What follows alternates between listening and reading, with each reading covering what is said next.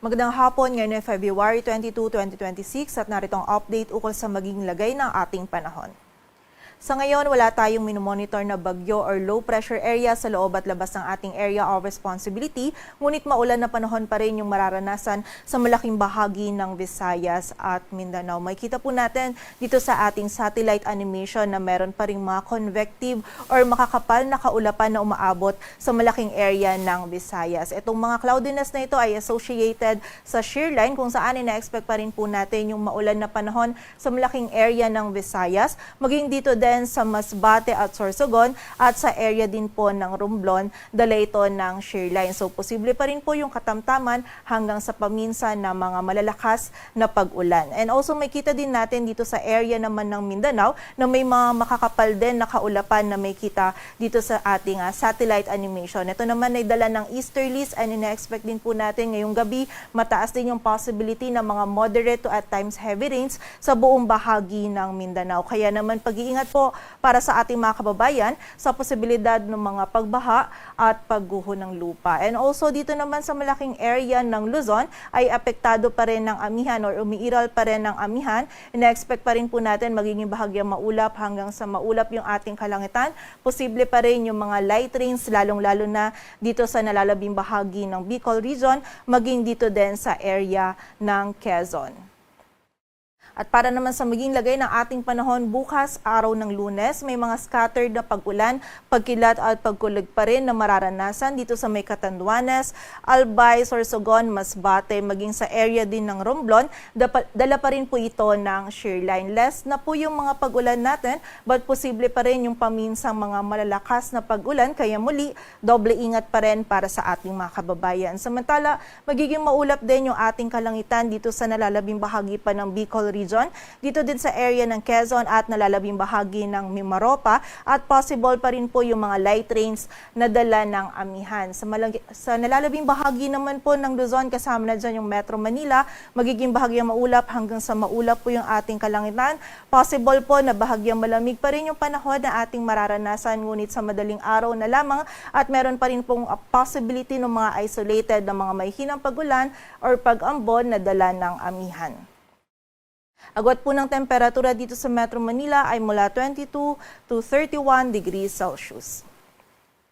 Dito naman sa bahagi ng Visayas at Mindanao, magiging maulap din po yung kalangitan. May mga kalat-kalat na pag-ulan pa rin na mararanasan dito sa Eastern Visayas, maging dito din sa area ng Central Visayas, dala pa rin po ito ng shear line. While dito naman sa Caraga at Davao Region, mataas din po yung possibility ng mga pag-ulan, pagkilat at pagkulog, dala naman ito ng easterlies. And sa nalalabing bahagi naman ng Visayas at Mindanao, maging dito din sa area ng Palawan, magiging bahagyang maulap hanggang sa maulap po yung ating kalangitan at pagsapit po ng hapon at gabi ay tumataas din po yung tsansa or possibility ng mga biglaang pag-ulan, pagkilat at pagkulog dulot ng easterlies at ng mga localized thunderstorms. Agwat po ng temperatura sa Cebu ay mula 25 to 31 degrees Celsius at sa Davao naman ay 25 to 31 degrees Celsius. Para naman sa lagay ng dagat baybayin ng ating bansa, wala po tayong nakataas na gale warning. Ngunit iba yung pag-iingat pa rin para sa mga kababayan natin na maglalayag dito sa may eastern sections ng Southern Luzon at Visayas sapagkat magiging katamtaman hanggang sa maalon po yung lagay ng ating karagatan. Para naman sa 3-day outlook ng mga key cities ng ating bansa, sa araw ng Martes, nakikita po natin na makakaapekto pa rin yung amihan sa malaking area po ng Luzon, mostly sa may Northern and Central Luzon, kasama na dyan yung Metro Manila. So again, expect po natin dito sa Metro Manila, maging sa area ng Baguio City, patuloy pa rin na magiging bahagyang maulap hanggang sa maulap yung ating kalangitan. At kung may mga pag-ulan po tayo mararanasan, ito yung mga may hinang pag-ulan or pag-ambon lamang na dala ng amihan. While for the area naman ng Legazpi City, mataas pa rin po yung possibility ng mga pag-ulan, pagkilat at pagkulog, dulot po ito ng shear line. By Wednesday and Thursday naman, nakita po natin na posibleng humina yung amihan natin at makakaapekto na lamang ito sa area ng extreme Northern Luzon. So expect po natin dito sa Metro Manila, Baguio City at Legazpi City from Wednesday to Thursday, magiging bahagyang maulap hanggang sa maulap po yung kalangitan natin. Kung may mga pag-ulan po tayong mararanasan, ito yung mga biglaang pag-ulan, pagkilat at pagkulog, dala ng easterlies. Agwat po ng temperatura sa Metro Manila ay mula 23 to 32 degrees Celsius. Sa Baguio City ay 15 to 25, while sa Legazpi City naman ay 24 to 31 degrees Celsius.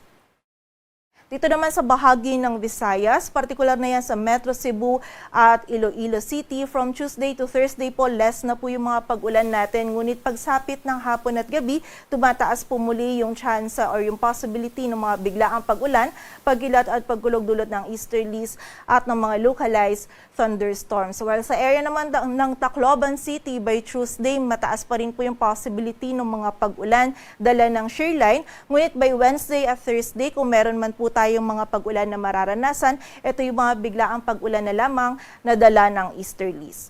Agwat ng temperatura sa Metro Cebu ay mula 24 to 32 degrees Celsius, sa Iloilo City ay 24 to 32 and sa Tacloban City naman ay 24 to 31 degrees Celsius.